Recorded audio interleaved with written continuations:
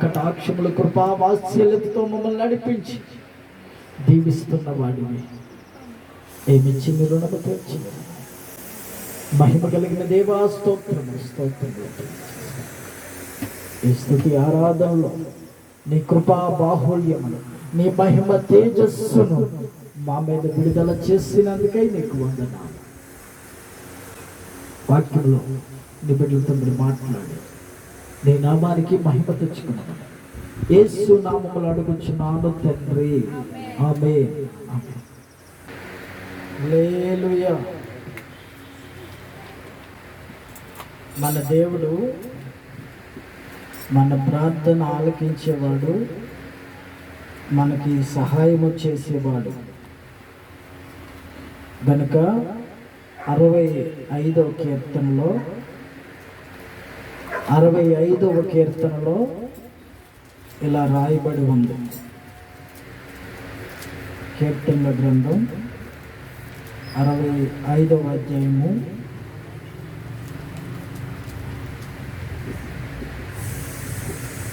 2వ వచనం. ప్రార్థన ఆలకించువాడా సర్వ శరీరులు నీ యొద్దకు వచ్చెదరు. ప్రార్థన ఆలకించువాడా సర్వ శరీరులు నీ యొద్దకు వచ్చెదరు. నా దేవుని ప్రియులారా, దేవుని దగ్గరికి రావడం వల్ల మనకి కలిగేదేముంది? దేవుని దగ్గరికి రావడం వల్ల మాకు వచ్చే లాభమేముంది? దేవుని దగ్గరికి రావడం వల్ల మా సమస్యలు తీరుతాయా? దేవుని దగ్గరికి రావడం వల్ల మా కష్టాల్లో నుంచి మేము గట్టెక్కుతామా? దేవుని దగ్గరికి రావడం వల్ల మాకేమైనా సహాయం దొరుకుతుందా అని ప్రజలు అనుకుంటూ ఉంటారు. కీర్తనకారుడు ప్రార్థన ఆలకించువాడా సర్వ శరీరులు నీ దగ్గరికి వస్తారు నాయన. ఎందుకంటే నువ్వు ప్రార్థన ఆలకించేవాడివి, నీవు మా మనవలి ఆలకించేవాడివి. మేము ఏ భాషతో మాట్లాడినా, ఇంగ్లీష్లో మాట్లాడినా, తెలుగులో మాట్లాడినా, కన్నడలో మాట్లాడినా, తమిళ్లో మాట్లాడినా, హిందీలో మాట్లాడినా ప్రార్థనే. దేవునికి స్తోత్రం. ప్రార్థన అనగా ఏంటి? మనం చేసే ప్రార్థన అనగా ఏంటి? నేను ప్రార్థన చేస్తున్నానండి, నేను ప్రార్థన చేస్తున్నానండి, నేను ప్రార్థన చేస్తున్నానండి. ఏమిటి నువ్వు చేసే ప్రార్థన? ఏమిటి నువ్వు మాట్లాడే మాటలు మోకరించి? నా దేవుని ప్రియులారా, అనేక విషయాలు నువ్వు దేవుని దగ్గర మొరపెడుతూ ఉన్నావు. ఎంతవరకు అనేక సమస్యలు దేవునికి చెప్పుకుంటూ ఉన్నావు. నీ అంధకార జీవితంలో, మోడుబారిపోయిన జీవితంలో, ఎవరు నీకు సహాయం చేయలేని పరిస్థితిలో ఒంటరిగా జీవిస్తూ, ఇదిగో నీవు యేసయ్యను నమ్ముకున్నావని, యేసు ప్రభు దగ్గరికి వస్తున్నావని నీ కులం వారు నిన్ను వెలివేశారు, నీ బంధువులు నిన్ను వెలివేశారు, నీ తోటి వారు నీతో మాట్లాడడం మానేశారు.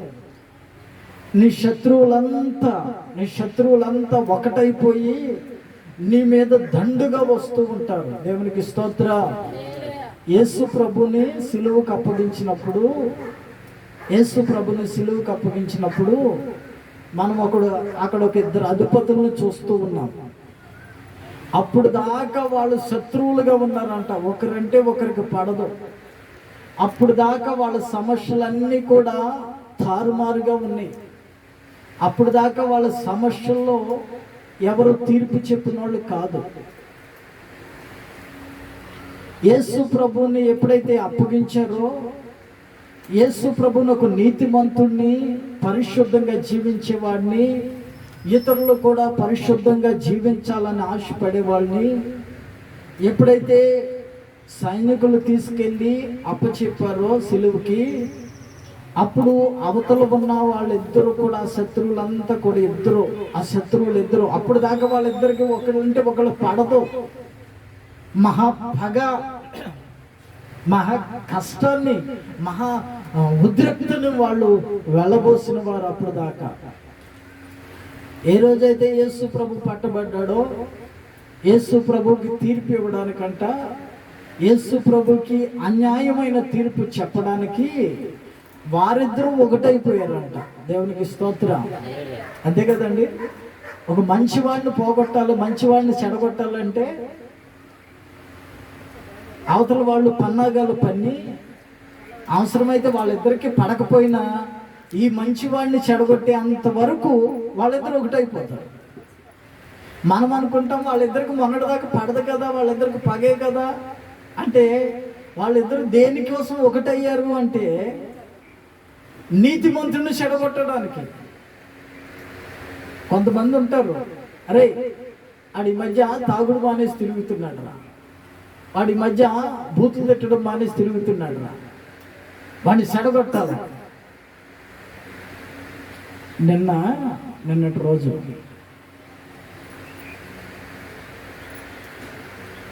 నేను ఎప్పుడో కాలువలో ఈత కొట్టాను.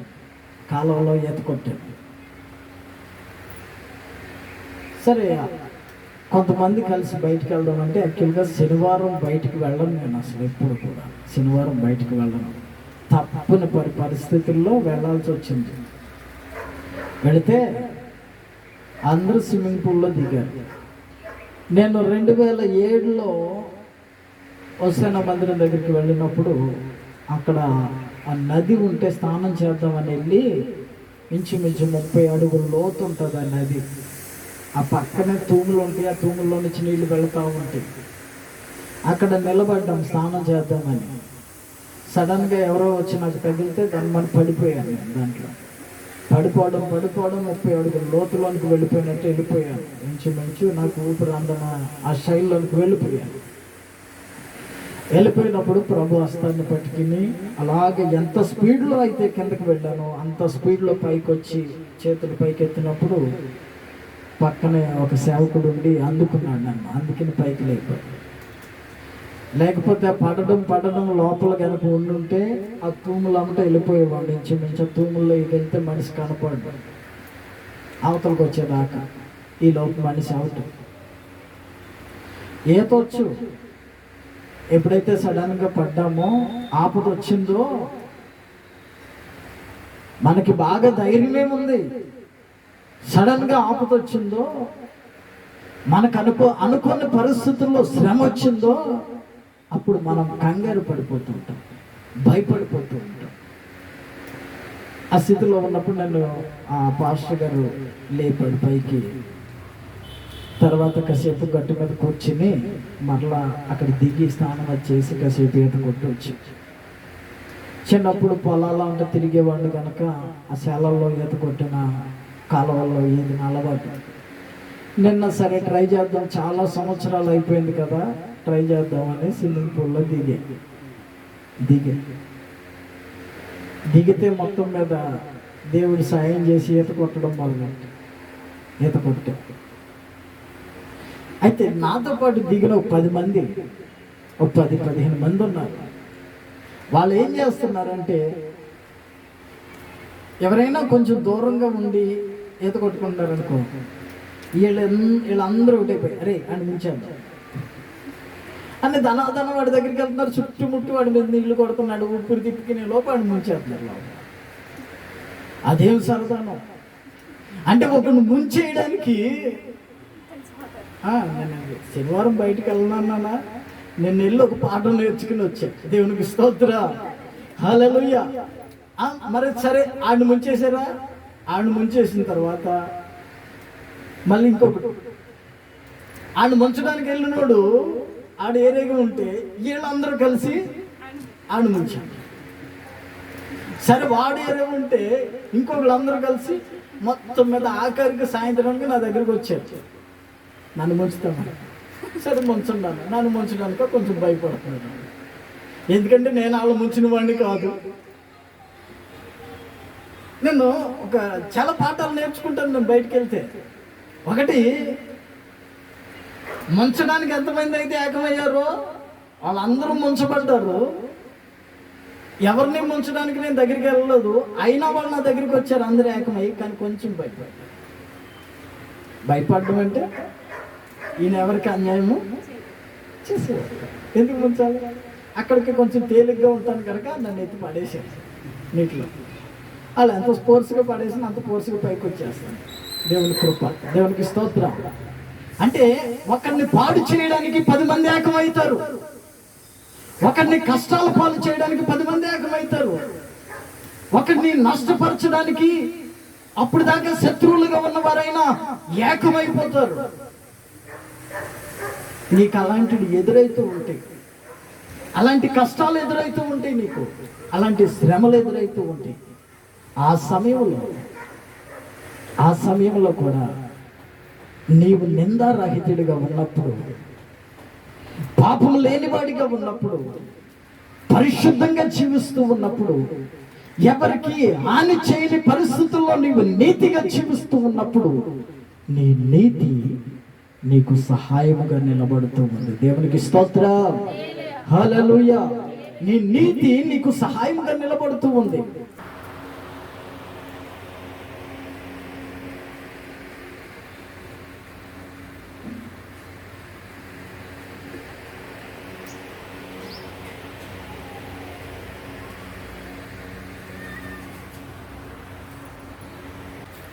హల్లెలూయా. ఎక్కడికి వెళ్ళినా ఒక పాట నేర్చుకుంటూ ఉంటాను. కనుక నా దేవుని పిల్లారా, మీ బంధువులు మిమ్మల్ని వెలివేస్తూ ఉన్నారు, మీ స్నేహితులు మిమ్మల్ని వెలివేస్తూ ఉన్నారు. అందరూ ఒకటైపోయారు, మనతో ఎవరు మాట్లాడతలేదు, వాళ్ళు మాట్లాడుకుంటున్నారు. అదేమన్నా ఏరే భాష? తెలుగే, మనకొచ్చిన భాషే. అయినా సరే వాళ్ళు మన మీద నిందలు మోపుతున్నా, మన మీద అవమానాలు మోపుతున్నా, మనం వారిని ఏమీ అనలేని పరిస్థితుల్లో ఉంటున్నాం. కారణం ఏంటంటే వాళ్ళకు మనం ఎప్పుడన్నా శత్రువులమా? వాళ్ళకి ఎప్పుడన్నా అన్యాయం చేసామా? కాదు. కేవలం యేసయ్యని నమ్ముకుని నీవు నీతిగా జీవిస్తున్నావన్న ఒక్క విషయము నిన్ను అవమానాల పాలు చేస్తుంది. దేవునికి స్తోత్రం, హల్లెలూయా. దానికంటే అవమానాల పాలు అయ్యేవాళ్ళు ఉన్నారండి. వాళ్ళు ఎవరో తెలుసా? లోకంలో తిరుగుతూ అనేక మందికి అన్యాయం చేస్తూ ఉన్న వారికి దేవుడు కూడా అన్యాయమే చేస్తారు. దేవునికి స్తోత్రం, హల్లెలూయా. సొమ్ముచిన్న ప్రాణములను లేవనెత్తేవాడు కదా ఆయన. అందుకే నీ ప్రార్థన ఏమై ఉంది రోజున? ప్రార్థన ఆలకించేవాడా? సర్వ శరీరులు నీ దగ్గరికి వస్తారు నాయన. అంటే ఏమి చేస్తున్నావు? నీ ప్రార్థన ఏం ప్రార్థన చేస్తున్నావు అంటే, నీ శ్రమల్లో, నిందల్లో, అవమానాల్లో, కష్టంలో, సొమ్ముచిల్లిన సమయాల్లో ప్రభు మందిరానికి వచ్చి ఆయన సన్నిధిలో కూర్చుని మోకరించి నీవు హృదయపూర్వకంగా మనసారా దేవునికి ప్రార్థన చేస్తున్నప్పుడు ఆయన నీ మనవులు ఆలకిస్తాడు. దేవునికి స్తోత్రం, హల్లెలూయా, హల్లెలూయా. నీవేం మాట్లాడుకుంటూ కూర్చున్నావో ఆయన వింటూ ఉంటాడు. నీ పరిస్థితులు ఎలా ఉన్నాయో ఆయనకి తెలుసు. మీరు కావాలంటే ఇక్కడ చదవండి, మలాకి గ్రంథంలో ఒక మంచి మాట ఉంటుంది, 3వ అధ్యాయము 16వ వచనం. మలాకి గ్రంథం 3వ అధ్యాయము 16వ వచనం. పాత నిబంధన ఆఖరి పేజీలో 16వ వచనం.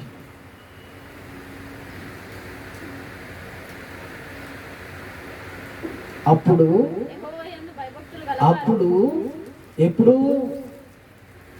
ఎప్పుడు ఎక్కడన్నా కూర్చున్నప్పుడు, ఎప్పుడు ఎవరితోన్నా మాట్లాడేటప్పుడు, ఎప్పుడు ఎక్కడన్నా నడుచుకుంటూ వెళుతున్నప్పుడు, అప్పుడు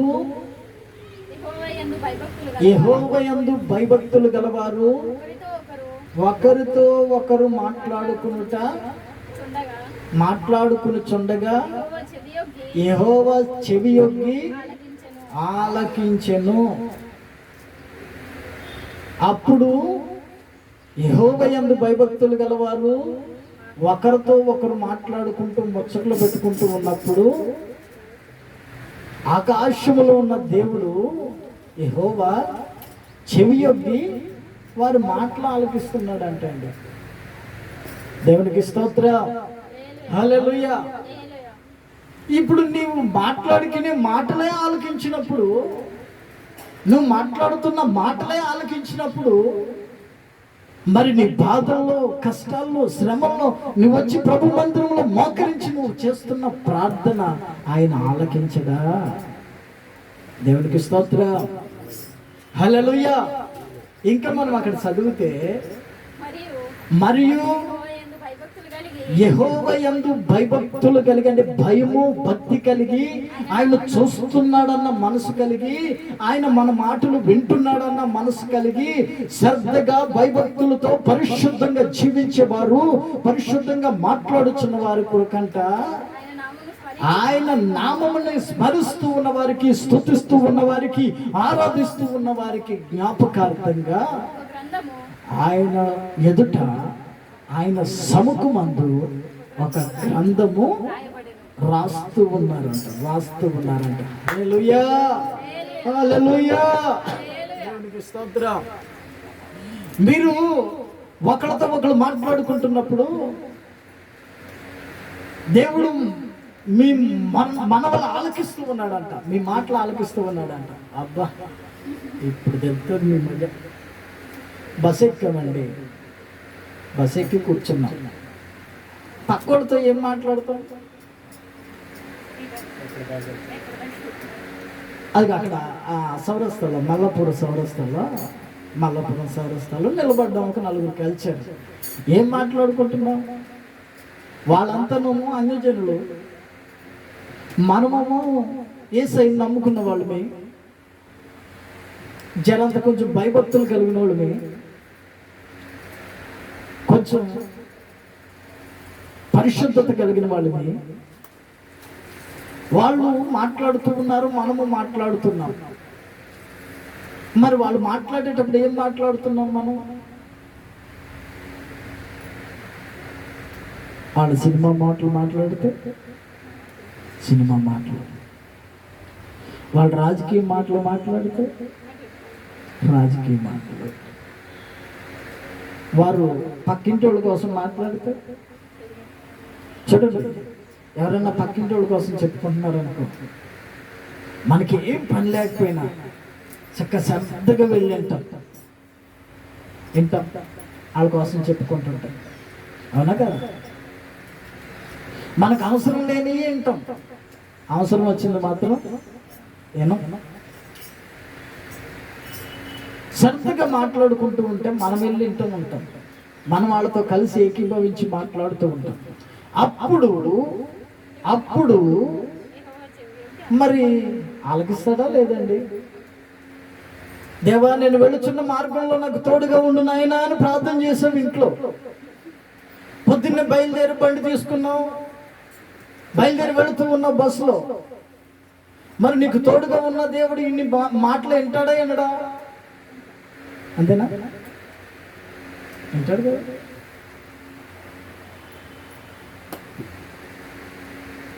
నువ్వు బయటికి వెళ్తా ఉన్నావు, రాజన్న కొంచెం నాతో పాటు రావా తోడుగా అన్నావు, వచ్చా, ఇద్దరం వెళ్తా ఉన్నాం. అక్కడ ఎవడో నీ దోస్తు కలిసాడు, నువ్వు ఆయనతో మాట్లాడుతూ ఉన్నావు ఈ స్టోరీలు. అప్పుడు నీ ప్రక్కనే ఉన్న నేను వింటానా, చెవులు మూసుకుంటానా? వింటానా కదా? మరి నువ్వు ఇంట్లో నుంచి బయలుదేరేటప్పుడు యేసయ్యకి ప్రార్థన చేస్తున్నావు, ప్రభువా నేను బయలుదేరి వెళుతున్నాను ఆయన, నాకు ముందు వెనక, ఆ ప్రక్కను ఈ ప్రక్కను, పైన కింద, అంటే 4 పక్కల సెక్యూరిటీ కావాలి నీకు, దేవుడిచ్చే కాపుదల కావాలి, దేవుడిచ్చే ఆశీర్వాదం కావాలి. మరి నువ్వు ఆ పనికి మాలిన మాటలన్నీ మాట్లాడుతూ ఉంటే ఆయన వింటున్నాడు కదా, అవునా కదా? మరి వినేటప్పుడు ఎంత జాగ్రత్తగా ఉండాలి నువ్వు?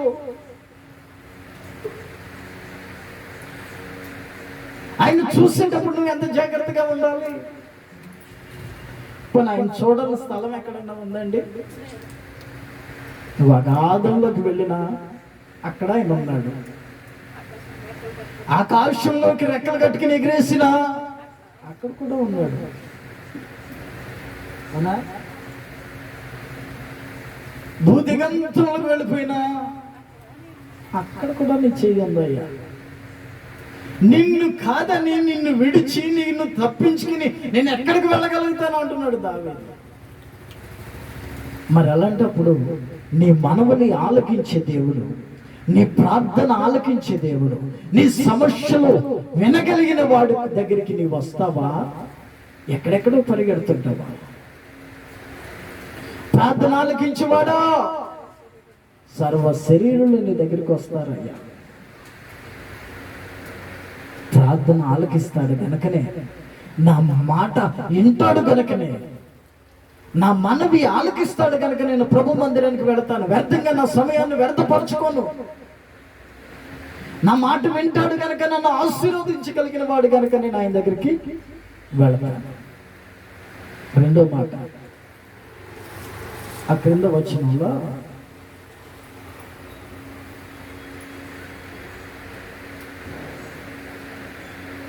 నాలుగో వచనం 65:4 నీ ఆవరణంలో నివసించున్నట్లు నీవు ఏర్పరచుకొని చేర్చుకునివాడు ధన్యుడు. నీ పరిశుద్ధ ఆలయము చేత నీ మందిరములోని మేలు చేత మేము తృప్తి పొందేదము. దేవునికి స్తోత్రం, హల్లెలూయా. ఎందుకు నీ మందిరానికి వస్తారు అంటే, ఏ కులానికి చెందిన వారైనా, ఏ మతానికి చెందిన వారైనా, ఏ సంస్థకు చెందిన వారైనా,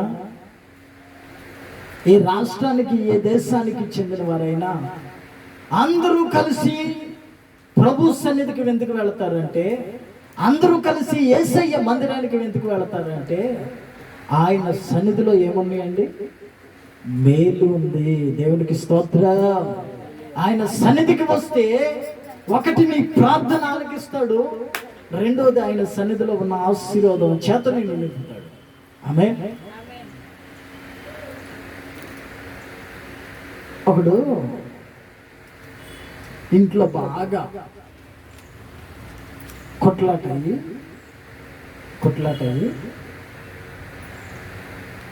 నేను ఇంట్లో ఉండను, నాకు మనశ్శాంతి లేదు అని పరిగెట్టి ఒక సినిమాకి పోయాడు.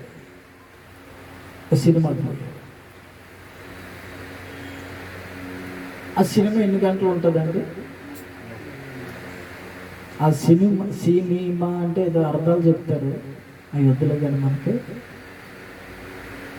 3 గంటలు, 2.5 గంటలు, 3 గంటలు ఉంటుంది. మరలా ఇంటికి తిరిగి వచ్చిన తర్వాత నిన్నటి రోజంతా భార్యతో కలిసి ఉన్నట్టు నువ్వు ఉండగలుగుతావా? గొడవ వెళ్ళిపోయిందా? సినిమాకి వెళ్ళిపోయిన తర్వాత నీ భార్య భర్తల గొడవల మధ్యలో సమాధానం వచ్చేసిందా? సినిమాల్లో కూడా అక్కడ ఉన్నంతసేపు సంతోషము, హిహి ఆహాహా అని ఈకిలించుకుని ఉన్న 16 పళ్ళు బయట పెట్టి నవ్వుతారు. దాంట్లో కనుక ఏదన్నా ఏడుపు సెంటిమెంట్, ఆ ఏడుపు సీన్ వచ్చిందనుకో, వీళ్ళు కూడా ఏడుస్తారు. అంతేనా? అది చూసి వచ్చినంత నాన్న నీ సమస్య వల్ల తీరిపోయిందా? ఆడు వెళ్ళాడు, వస్తా హాల్లో నుంచి బయటికి రాగానే అడుకోటి గుర్తొచ్చింది. ఏం గుర్తొచ్చింది? ఇటు సినిమాకి ఎందుకు వెళ్ళాడంటే సమాధానం లేక భార్యతో కొట్లాడి వెళ్ళాడు. మరలా హాల్లో నుంచి ఎప్పుడైతే బయటకు వచ్చాడో ఈకి అక్కడ పక్కపక్కలో నవ్వి అయిపోయిన తర్వాత బయటకు వచ్చాడు. వచ్చిన తర్వాత సడన్గా భార్య గుర్తొచ్చింది. గుర్తొచ్చి ఇంటికి వెళ్ళినా సరే ఏముంది ఇప్పుడు ఇంటికాడ? ఏముంది? అసమాధానం, గొడవ, సమస్య ఉంది ఇంటికాడ. ఇంటికి వెళ్ళినా కూడా సమాధానం ఉండదని చెప్పి అటు నుంచి అక్కడికి వెళ్ళాడు. ఎక్కడికి? షాప్కి, రేషన్ షాప్. రేషన్ షాప్ దగ్గర లైన్ కడతారు లేదు, కానీ అక్కడ మాత్రం లైన్ కడతారు జనం.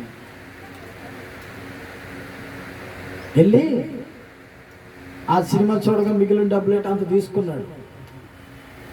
పిచ్చిది తీసుకుని అక్కడే నీళ్లు కలుపుకుని తాగి తోలుతా పాలుతా ఇంటికి వస్తా ఉన్నాడు. అంత చేసినా వాడు సమస్య ఏమన్నా తీరిందా అంటే ఉదయానికి మళ్ళీ రెడీగా ఉంటుందా? ఆమేన్. ఉదయానికి మరలా రెడీగా ఉంటుంది. కనుక నా దేవుని ప్రియులారా, చేతులు జోడించి నమస్కరిస్తూ ఉన్నాను. మీకు మీ సమస్య తీరాలి అంటే, మీ కష్టాలు తీరాలి అంటే ప్రార్థన ఆలకించేవాడి దగ్గరికి వెళ్ళాలా. మీ సమస్య చెప్పుకుంటే వినేవాడి దగ్గరికి వెళ్ళాలి. వినుకోకుండా చెవులు మూసుకున్నవాడికో కళ్ళు మూసుకున్నవాడికో చెబితే, విననోడికి చెబితే నీకు ఏం లాభం? ప్రార్థన ఆలకించేవాడు ఒకడు ఉన్నాడు. అది ఎట్టి సమస్య అయినా, ఎట్టి రోగమైనా, దీర్ఘకాలిక వ్యాధితో నీవు బాధపడుతున్నా, నీకు కలిగిన వ్యాధి చేత, నీకు కలిగిన రోగము చేత నీ కుటుంబంలో సమాధానం లేకుండా జీవిస్తూ ఉన్నా, నీకు కలిగిన సమస్య చేత ఇదిగో బంధువుల మధ్యలో వెలువేయబడినా, నీకు కలిగిన కష్టము చేత బంధువులంతా నిన్ను త్రోసివేసిన, నీ మనవి ఆలకించగలిగిన వాడు, నీ ప్రార్థన ఆలకించగలిగిన వాడు ఒకడు ఉన్నాడు అంటే ఆయనే నజరేయుడైన యేసుక్రీస్తు. ఆయన దగ్గరికి నీవు రావాలి. ఆయన సన్నిధిలో మోకరించాలి. ఆయన సన్నిధిలో నీవు చేతులెత్తాలి. ఆయన సన్నిధిలో నీ హృదయంలో ఉన్న వేదనంతా నీవు కుమ్మరించగలిగితే ఆ దశగా ఆయన నిన్ను ఆదరించి ఆయన కౌకటిలోనికి నిన్ను చేర్చుకుని నీకు సమాధానమును అనుగ్రహించగలిగిన వాడు ఆయన. దేవునికి స్తోత్రం, హల్లెలూయా. ఎక్కడెక్కడ తిరుగుతున్నావు?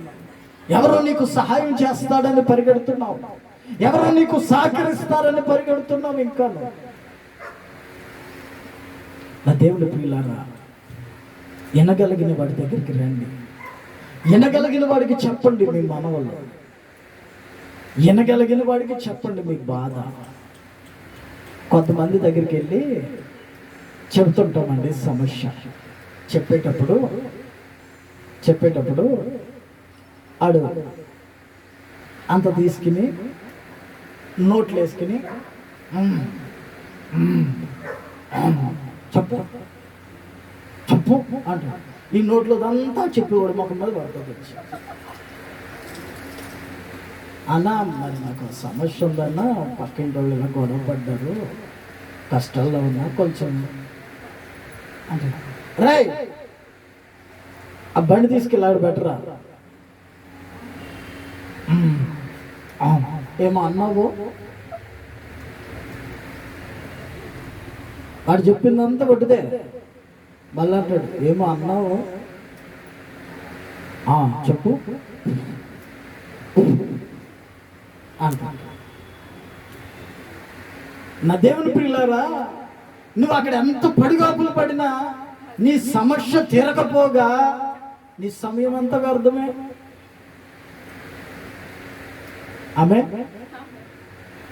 ఇప్పుడు నీ సమస్య ఈయన దగ్గరికి పరిగెడతావా? నీ సమయాన్ని వ్యర్థపరిచే వాళ్ళ దగ్గరికి పరిగెడతావా? దేవునికి స్తోత్రం, హల్లెలూయా. సమయం వ్యర్థం చేసుకుంటున్నాడు. ప్రార్థన ఆలకించేవాడా, సర్వ శరీరులు నీ దగ్గరికి వస్తారయ్యా. వాడు నల్లోడైనా, తెల్లోడైనా, ఎర్రోడైనా, పచ్చోడైనా, పసుపుడైనా, ఎవడైనా సరే నీ దగ్గరికి వస్తారు. ఎందుకంటే నువ్వు వినే దేవుడు. దేవునికి స్తోత్రం. నువ్వు నా మనవి ఆలకించగలిగిన వాడు. ఒకసారి అంటాడు, నీ హృదయంలో ఆలోచన పుట్టక ముందే అది దేవునికి తెలుస్తుందంట. ఆమె ఇంత మంచోడు ఎక్కడ దొరుకుతాడండి మీకు? ఇంత సహాయం చేసిన, ఇంత సహాయం చేయగలిగిన వాడు, లోకానికి సృష్టికర్త అయిన వాడు మీకు సహాయం చేస్తానని అంటుంటే మేము అక్కడెక్కడ పరిగెడతామంటారు. హల్లెలూయా, హల్లెలూయా, హల్లెలూయా, హల్లెలూయా. ఆయన దగ్గర మోకరించి నీవు, ఆయన నీ మనవల్ని ఆలకిస్తాడే. ఆయన దగ్గర చెప్పుకో, వింటాడు. ఒకసారి అంటాడు, ఇదిగో నీవు నాకు చెప్పినదంతా నేను నీకు చేస్తాను, చెప్పినదంతా నేను చేస్తాను. ఈ రోజున మీరు ఏ పరిస్థితుల్లో, ఏ సమస్యల్లో ఇక్కడికి వచ్చారో, ఏ కుటుంబాలు అసమాధానంతో మీరు ఇక్కడికి వచ్చారో, మీ మనవులంతా కూడా ప్రభు ఆలకించబోతూ ఉన్నాడు. దేవునికి స్తోత్ర. మీ ప్రార్థన అంతా ఆయన ఆలకించబోతూ ఉన్నాడు. అంతేకాకుండా ఆయన సన్నిధిలో ఉన్న మేలు చేత మిమ్మల్ని తృప్తిపరిచి నడిపించబోతూ ఉన్నాడు. దేవునికి స్తోత్ర. హల్లెలూయా. ఎక్కడెక్కడో పరిగెడుతున్నావు, ఎక్కడెక్కడో తిరుగుతున్నావు, మేలు దొరికే దగ్గరికి నీవు రావట్లేదు కదా. మేలు అనుభవించలేకపోతున్నావు కదా. నీ సన్నిధిలో ఉన్న మేలు చేత ఆయన్ని తృప్తిపరుస్తున్నావు. నీ సన్నిధిలో ఉన్న ఆశీర్వాదముల చేత నీ వారిని తృప్తిపరుస్తున్నావు అంటున్నాడు దావీదు. అందుకే వస్తున్నాడు, అందుకే వస్తున్నాడు. ఎవరైనా ఏదైనా సహాయం చేస్తానంటే లైన్ కట్టి నిలబడతారు. అందుకనే దేవుని దగ్గర కూడా లైన్ కడుతుంటారు. ఒకరోజు యేసు ప్రభు ఒక ప్రాంతంలో ఉన్నాడని, ఆ ప్రాంతంలో సువార్త ప్రకటిస్తూ ఉన్నాడని ఆ ఊరిలో ఉన్న వాళ్ళందరూ విన్నారు. ఏ ఊరు?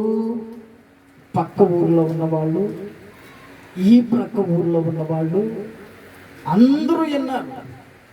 విని సరాసరి అప్పటికే సాయంత్రం అయిపోతుంది, ప్రొద్దుకూకుపోతుంది. ఉదయాన్నే నుంచి ఆయన పరిచర్య చేస్తున్నాడు, వాక్యం చెబుతా ఉన్నాడు, జనులు వింటూ ఉన్నారు. ప్రొద్దుకూకు వేళకి, సాయంకాలం వేళకి ఆ ఊరిలో ఉన్నవారు, ఈ ఊరిలో ఉన్నవారు, ఆ ఊరు జనమంతా వాళ్ళ దగ్గర ఉన్న కుష్ఠరోగుల్ని, వాళ్ళ దగ్గర ఉన్న రోగాలని, వారి దగ్గర ఉన్న సమస్యలో బాధపడుతున్న వారిని, వాళ్ళ దగ్గర ఉన్న వాళ్ళందరినీ మోసుకుని వచ్చేసాడు. అరే కుంటుడా, నువ్వు నడిస్తే ఆలస్యం అవుతుంది కానీ, సాయంత్రం అవుతుంది కానీ, ఎక్కడ నా భుజం మీద అని మోసుకుని వచ్చేసి, అబ్బాయి నేను తిన్నదంతా నాకు వాంటింగ్ అయిపోతుందండి, తిన్నదంతా వాంటింగ్ అయిపోతుంది, నాకు అనారోగ్యంగా ఉంది, నేను 3 రోజులైంది తిని నడవలేనండి అంటే, అరే నువ్వు నడిచేటప్పటికి ఆయన వెళ్ళిపోతాడు రా. ఆమె హల్లెలూయా, హల్లెలూయా. నువ్వు కొంచెం బయటికి వెళ్ళి వస్తానండి, నేను ఇప్పుడు బయటికి వెళ్ళి వస్తానండి, మా ఇంట్లో చక్కెర అయిపోయింది తీసుకో, అరే నువ్వు చక్కెర తెచ్చి చేలో పైన వెళ్ళిపోతాడు. ఇలాగ రకరకాల సమస్యల్లో ఉన్న వారిని తీసుకుని వచ్చేసారు యేసు ప్రభు దగ్గరికి. వచ్చేస్తే లైన్ కట్టారంట. లైన్ యేసయ్య బయటకు వచ్చి, ఆ ఇంట్లో నుంచి బయటకు వచ్చి, అక్కడ ఉన్న వాళ్ళందరి మీద చేతులుంచి ప్రార్థన చేశాడు. ఆడున్న వాళ్ళందరినీ ముట్టాడు, అక్కడ ఉన్న వాళ్ళందరికీ సహాయం చేశాడు. ఏ ఒక్కరికి కూడా టైం అయిపోయింది వెళ్ళిపోండి ఆఫీస్ మూసేస్తున్నామని అనలేదు. దేవునికి స్తోత్రం, హల్లెలూయా. ఏ ఒక్కరిని కూడా నాకు ఇంకొక మీటింగ్ ఉంది, నేను అక్కడికి వెళ్ళాలి, మీరు రా, జరగండి రా అని అనలేదు. ఏ ఒక్కరిని కూడా బాబు ఇది ఇప్పుడు అయ్యే సమస్య కాదు నాయన, నువ్వు మరలా రమ్మని చెప్పలేదు. నా ప్రభు అందరినీ ముట్టాడంట అక్కడ. దీర్ఘకాలిక వ్యాధులతో బాధపడుచున్న వాళ్ళందరినీ, తీరని సమస్యల్లో బాధపడుచున్న వాళ్ళందరినీ, కష్టాల కొలువులో నలిగిపోతున్న వారందరినీ, ఏ సమస్యతో వచ్చిన వారైనా నా ప్రభు దగ్గరికి వస్తే బాగుపడాల్సిందే. దేవునికి స్తోత్ర, హల్లెలూయా. ఆయన సన్నిధిలో ఉన్న మేలు చేత నిన్ను తృప్తిపరిచి నడిపిస్తాడే తప్ప అసంతృప్తిగా నిన్ను పంపించడుగా. అనా యేసు ప్రభు ఒక రోజు 5,000 మందికి పైగా దేవుని వాక్యం వింటూ ఉంటే, ఆ రోజు వాళ్ళకి ఆహారం లేదని చెప్పి 5 రొట్టెలు 2 చేపలు, 5 రొట్టెలు 2 చేపలు, 5,000 మంది పైగా భుజించారంట. వాళ్ళు సగం సగంగా అది తిన్నది, వాళ్ళు కొంచెం కొంచెం పంచుకున్న వాళ్ళు కాదు. ఫ్యామిలీకి ఇంతే, మీ 4 ఒకటే కదరా, ఒకటి తీసుకోండి సరిపెట్టుకోండి అనే టైపు కాదు యేసయ్య. దేవునికి స్తోత్ర, హల్లెలూయా. మీకు కొంచెం ఇస్తే చాలు కదా. మీరు ఆ యొక్క దానికి చెందినోళ్ళు కాదు, దానికి చెందినోళ్ళు కదా మీరు. ఈ ఈ ఈ ఏంటి ఈ పథకం మీకు వర్తించదు అనేవాడు కాదు. దేవునికి స్తోత్ర, హల్లెలూయా. 5,000 మందికి పైనగా కూర్చున్నారండి, వాక్యం విన్నారు. ఆ రోజున 5 రొట్టెలు 2 చేపలు విరిచి పంచి పెడతా ఉంటే అందరూ తృప్తిగా తిన్నారంట. ఏ ఒక్కరు మీరు నిన్నే వచ్చిన వాళ్ళు, ఇక్కడ 3 రోజుల నుంచి ఉన్నవాళ్ళు, మీరు ఈ పథకానికి సంబంధించిన వాళ్ళు కాదు అని త్రోసివేసినోడు కాదు. మీరు ఇక్కడి నుంచి ఒక రౌండ్ అయిపోయింది, ఈ రౌండ్ తర్వాత మళ్ళీ చికెన్ ఉండదు మటన్ ఉండదు అని చెప్పేవాడు కాదు. హల్లెలూయా. ఏమండి నా దేవుని క్రియలు, ఏమండి నా యేసయ్య చేసే పనులు. హల్లెలూయా. అద్భుతాలు, ఆశ్చర్యకరమైన కార్యాలు చేయగలిగిన వాడు. నీ ఆలోచనకి అందని దేవుడు ఆయన. దేవునికి స్తోత్ర. నీ వచ్చి కూర్చో, మాట విను, నువ్వు మాట చెప్పు, ఆయన ఆలకిస్తా ఉంటాడు. నీ ప్రార్థన ఆలకించేవాడు, ప్రార్థన ఆలకించేవాడా సర్వ శరీరులు నీ దగ్గరకు వచ్చేస్తారయ్యా. వాళ్ళు వీళ్ళు కుల మత భేదాలు పెద్ద చిన్న తేడా ఏమి. ఒక రోజున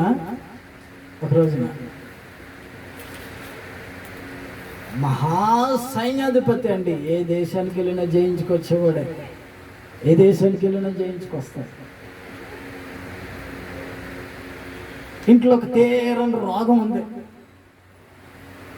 యుద్ధానికి వెళ్ళాడు, జయించాడు, సంతోషంగా ఇంటికి తిరిగి వచ్చేటప్పటికి భార్య ముఖంలో సంతోషం లేదు, పిల్లల ముఖంలో సంతోషం లేదు. ఎప్పుడో ఇశ్రాయేలులో నుంచి బందీగణంగా తీసుకొచ్చేసిన ఒక చిన్న అమ్మాయి ఉంది వాళ్ళ ఇంట్లో. ఆ అమ్మాయి అంటది, నా యజమానుడు ఎక్కడికెక్కడికి వెళ్ళినా విజయం వస్తుంది, ఎక్కడికెక్కడికి వెళ్ళినా ఆయన విజయాన్ని సాధించుకునే వస్తున్నాడు. మరి కుటుంబంలోకి వచ్చేటప్పటికి, ఇంట్లోకి వచ్చేటప్పటికి ఏంటి ఆ దుఃఖం, ఏంటి ఆ సమస్య?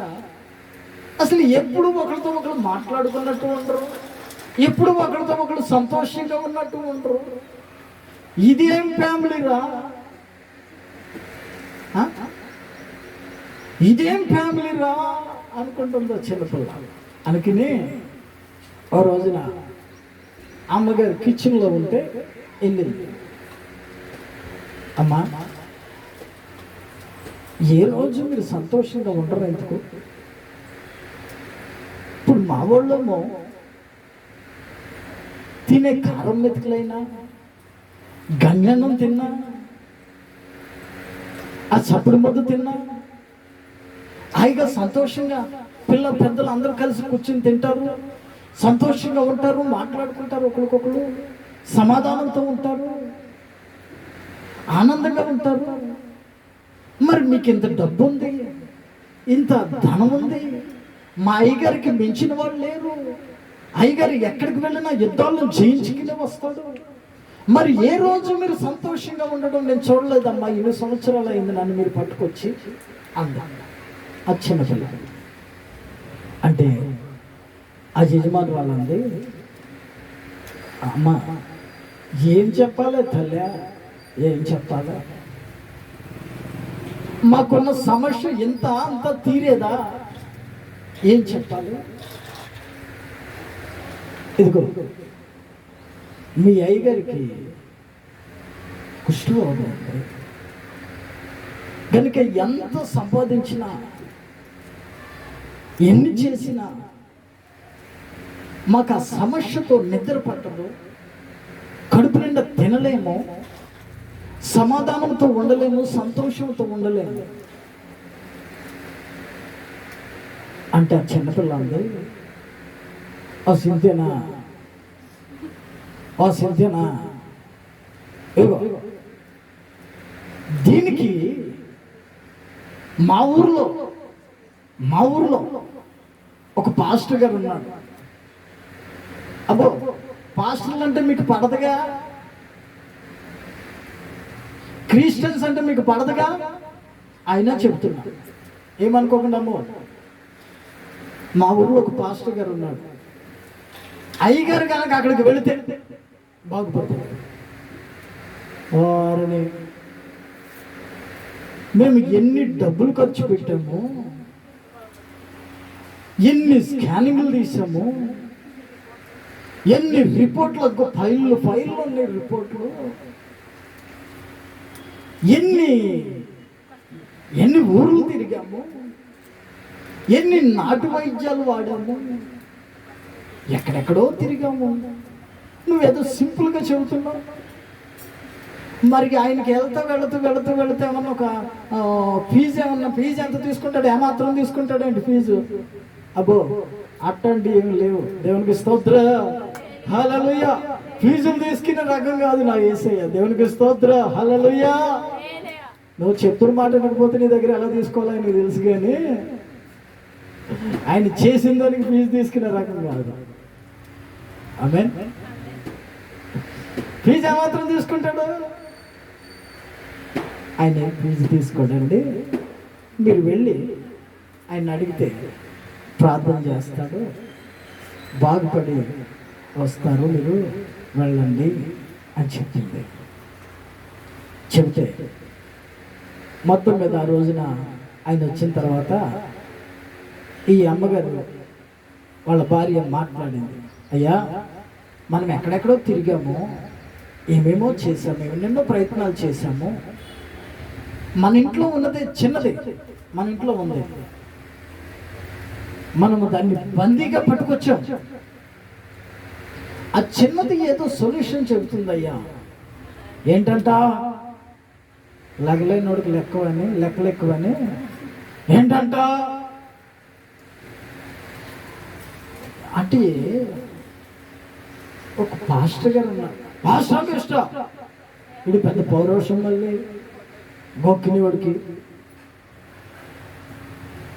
రసగారుకుంటూ తిరిగేవాడికి పౌరోషం ఎక్కువ. పాస్టర్కి ఇష్టం, పాస్టర్లు చెత్తొద్దన్నా నా దగ్గర అంటాడు. అయ్యా చెప్పేది అయ్యా, ఒక పాస్టర్ గారు ఉన్నాడంట, ఆయన దగ్గరికి వెళితే బాగుపడతామంట. ఇదిగో మొన్నే ఆ దేశానికి వెళ్ళి అందరిని కొట్టేసి వచ్చాను, మళ్ళీ నేను ఇప్పుడు అక్కడికి వెళ్ళాను అనుకో, వాళ్ళు మరలా కొట్టడానికి వచ్చానే అనుకుంటాను. లేదయ్యా మీరు ఒక్కసారి వెళ్ళి చూస్తే ఆయన ఫీజు ఏం తీసుకోడంట. ఆ ఫీజు ఇవ్వడానికి మన దగ్గర ఏం తక్కువ ఉంది? ఎక్కించండిరా 4 బళ్ళు, మంచి కాస్ట్లీ దుస్తులు వేయండిరా 4 బళ్ళ మీద, 4 బళ్ళ మీద బంగారం వేయండిరా, 4 బళ్ళ మీద ఎండి ఎత్తడి రాగి బంగారం అన్నీ వేసుకున్నాడు. బయలుదేరే ముందు ఆ దేశపు రాజు దగ్గరికి వెళ్ళి ఒక లెటర్ రాయించుకున్నాడు. నేను పలానా దేశానికి పోతున్నానండి, అక్కడ ఒక పాస్టర్ గారు ఉన్నాడంట, నేను కలిసి ప్రార్థన చేయించుకుని వస్తాను, నా రోగం బాగుపడుతుందంట. అంటే ఆ రాజుగారు అంటాడు, అంటే మంచిదే కానీ నువ్వు వెళ్ళడము మన శత్రువు దేశానికి వెళ్ళడం అంత మంచిగా ఉండదే, అది శత్రువు దేశం కదా, అంత మంచిగా ఉండదేమో అంటే. మరి నాకున్న రోగం అలాంటిది కదండి. సరే, నేను ఆ దేశంలో ఉన్న రాజుకు ఒక లెటర్ రాసిస్తాను, మా సైన్యాధిపతి అక్కడికి వస్తున్నాడు, మీ దేశంలో ఏదో స్వస్థత జరుగుద్దంట, ఇదిగో అక్కడ ఒక మందిరం ఉందంట, డేరాలతో కట్టుందంట, అక్కడికి వెళితే స్వస్థత జరుగుద్దంట, బాగుపడతారంట, కనుక ఈయనకి అక్కడికి వెళ్ళడానికి మా దేశపు సైన్యాధిపతికి పర్మిషన్ ఇమ్మని ఒక లెటర్ రాసిచ్చాను. ఆ లెటర్ పట్టుకెళ్ళి ఈయన సరాసరి ఆ లెటర్ పట్టుకెళ్ళి ఇజ్రాయేల్ దేశంలో ఉన్న రాజుకి, సామ్రాజ్యంలో ఉన్న రాజుకి ఆ లెటర్ ఇచ్చాడు. నేను పలానా సిరియా దేశం నుంచి వచ్చానండి, మా రాజుగారు మీకు ఈ లెటర్ ఇమ్మన్నాడు. ఆయన ఆ లెటర్ చదివాడు, అంతే బట్టలు చింపేసుకున్నాడు, ఏడవడం మొదలు పెట్టాడు. ఏముంది ఆ లెటర్లో, ఏముంది ఉత్తరంలో? ఈ సిరియా దేశపు సైన్యాధిపతి రాజు మరలా పన్నాగం పని వచ్చాడేమో, నేను వాడిని స్వస్థపరచడానికి, వాడిని బాగు చేయడానికి నేను ఏమైనా దేవుణ్ణా అని కంగారు పడిపోతున్నాడు. ఆ సామ్రాజ్యంలో ఉన్న రాజు పడిపోతూ ఉన్నప్పుడు ఈ సంగతి పాస్టర్ గారికి తెలిసింది. ఎలీషా అంటాడు, ఆయన అంటాడు, ఇదిగో ఇజ్రాయేలీలో ప్రవక్త ఉన్నాడన్న సంగతి ఆ దేశంలో ఉన్న వారికి తెలిసింది, ఈ రాజుకి తెలియదా? ఎందుకు కంగారు పడుతున్నాడు, ఎందుకు ఏడుస్తున్నాడు, ఎందుకు బట్టలు సిప్పుకుంటున్నాడు? నా దగ్గరికి పంపించండి అన్నాడు ప్రవక్త. సరే, మొత్తం మీద బయలుదేరి వెళ్ళాడు. వెళితే ఆ పాస్టర్ గారు అక్కడ కూర్చున్నారు. ఆ సిరియా దేశం నుంచి సైన్యాధిపతి వచ్చాడండి. ఆయన మీ ప్రార్థన కోరుకుంటున్నాడు, ఆయనకు ఒక రోగం ఉంది, మీ దగ్గర ప్రార్థన చేయించుకుంటే రోగం పోతుందంట. మన దేశం నుంచి వెళ్ళిన ఒక చిన్నది చెప్పిందంట అక్కడ, గనుక మీరు వచ్చి ప్రార్థన చేయాలి అంటే అసిస్టెంట్ని పంపించాడు ఆయన. పాస్టర్ గారు రాలే, అసిస్టెంట్ని పంపించి ఇదిగో ఆ నదిలోకి వెళ్ళి, యోర్దాను నదిలోకి వెళ్ళి 7 సార్లు మొలగమను మీ యజమానుడు బాగుపడిపోతాడు. వచ్చి చెప్పేటప్పటికి ఈయనకి ఎక్కడికో ఎక్కేసింది బీపీ. నేను చెప్పాక రోగంతో ఉన్నవాడికి పౌరుషం ఎక్కువ, వాళ్ళు ఎగలేడు, లేస్తే కళ్ళు తిరుగుతూ ఉంటాయి వాడికి, మళ్ళీ అరుస్తూ ఉంటాడు, అజయలేదు ఇజయలేదు. రోగంతో ఉన్నవాడు బాగున్నాడు నలుగొండ పక్కన పడుకుంటే వాళ్ళకి ఆ నరాలు కండరాలన్నీ కొంచెం బలపరచబడి ఏదో ఇచ్చింది ఏదో తాగితే కొంచెం బలం పొందుకుని 2 రోజులకో 3 రోజులకో లెగుస్తారు. వీళ్ళకి లెక్కలు ఎక్కువ, వీళ్ళ పౌరుషం ఎక్కువ. వెళ్తే ఆయన అంటాడు, చెరువులో దిగు, అక్కడ 7 సార్లు మునుగు సరిపోతుంది అన్నాడు పాస్టర్ గారు.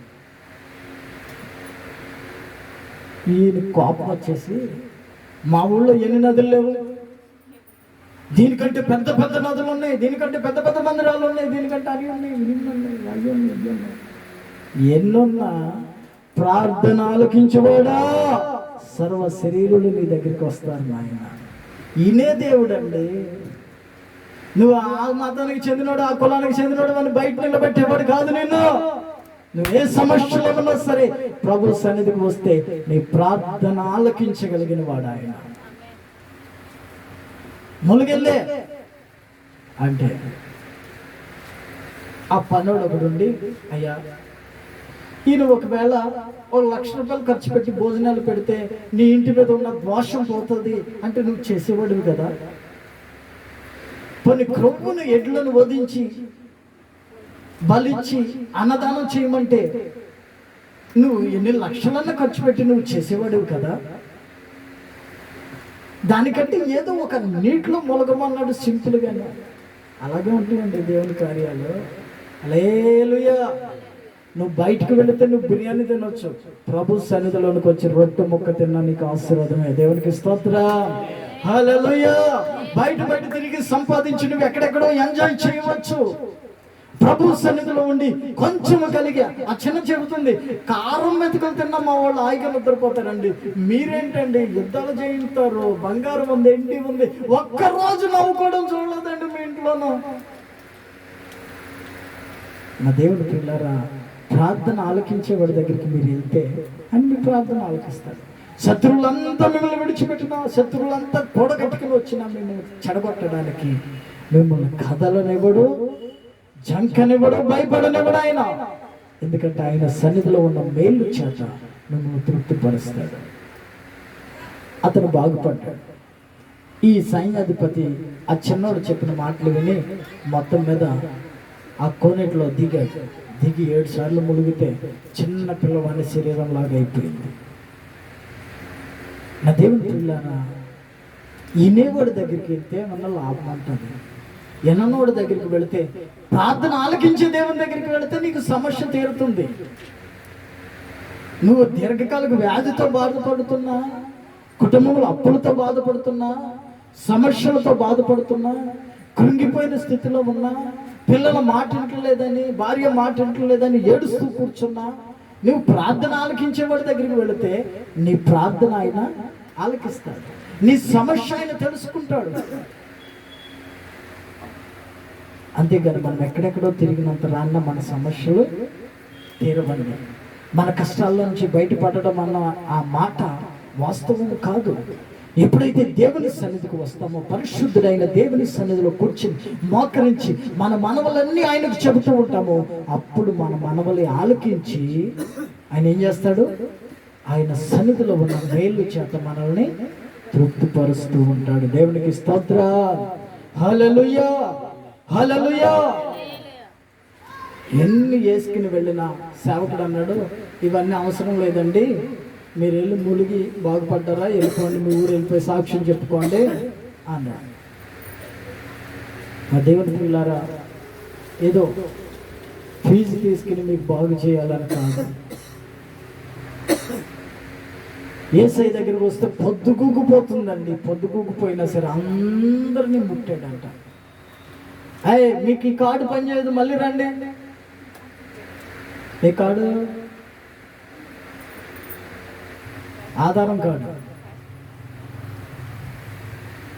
ఆధారం కార్డులో ఒక పేరు ఉంది, నీవు ఒక పేరు చెబుతున్నావు. ఆధారం కార్డులో ఒక్కొక్క డేట్ ఆఫ్ బర్త్ ఉంది, నీది ఒక డేట్ ఆఫ్ బర్త్, నీవు ఒక బర్త్డే చెబుతున్నావు. ఈ రెండు మ్యాచ్ అయినప్పుడే నీకు ఆపరేషన్ చేస్తామని పంపించేవాడు కాదు యేసయ్య. దేవునికి స్తోత్రం. హల్లెలూయా. ప్రార్థన ఆలకించేవాడు, నీ మనవులు ఆలకించేవాడు. నువ్వు ఈ దీనికి చెందినోడు కనుక, నువ్వు ఈ సబ్జెక్టులో నువ్వు లేవు కనుక నీకు ఈ పథకం నీకు వర్తించదు అని పంపించేవాడు కాదు. దేవునికి స్తోత్రం. హల్లెలూయా.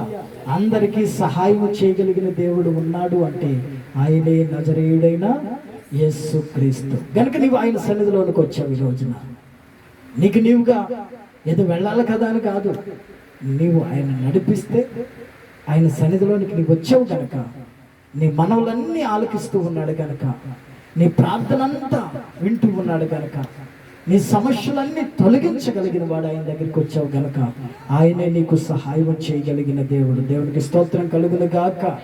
హల్లెలూయా, హల్లెలూయా. మొదటిది ఏం చెప్పాను? ప్రార్థన ఆలకించేవాడా, సర్వ శరీరులు నీ వద్దకు వచ్చెదరయ్యా, నీ సన్నిధిలో ఉన్న మేలు చేత వారు తృప్తి పొందుతారు. నీ వాళ్ళని తృప్తిపరుస్తావు గనక వాళ్ళకి ఎటువంటి లోటు లేకోకుండా, వాళ్ళకి ఎటువంటి సమస్యలు లేకుండా నీ దగ్గరికి వచ్చిన వాళ్ళందరూ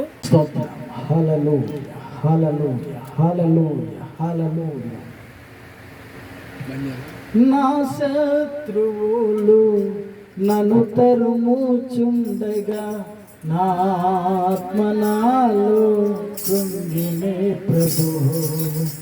నా శత్రువులు నన్ను తరుముచుండగా నా ఆత్మ నాలో కృంగినే ప్రభువు. నీ వాక్య జ్ఞానమే నా త్రోవకు వెలుగై నన్ను నిలిపెను ఈ సన్నిధిలో నీ సంగములో. నా మనసు నీ వైపు తిప్పిన వెంటనే శత్రువుల చేతి నుండి విడిపించినావు, కాపాడినావు. స్తుతి పాత్రుడా, స్తోత్రార్హుడా, స్తుతులందుకో పూజార్హుడా. స్తోత్రార్హుడా, స్తుతులందుకో పూజార్హుడా. ఆకాశమందు నీవు తప్ప నాకెవరున్నారు నా ప్రభు. ఆకాశమందు నీవు తప్ప నాకెవరున్నారు నా ప్రభు. స్తుతి పాత్రుడా, స్తోత్రార్హుడా, స్తుతులందుకో పూజార్హుడా. స్తుతి పాత్రుడా, స్తోత్రార్హుడా, స్తుతులందుకో పూజార్హుడా.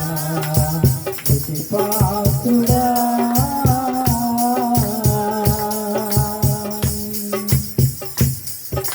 హల్లెలూయా. ప్రేమగల తండ్రి ప్రభువా, నీకు వందనాలు. కూడి వచ్చిన వాక్యం విన్న ప్రతి బిడ్డని మీరు దీవించి ఆశీర్వదించండి. ప్రార్థన ఆలకించువాడా, సర్వ శరీరంలో నీ దగ్గరకు వస్తారా అన్నావు. నీ దగ్గరికి వచ్చిన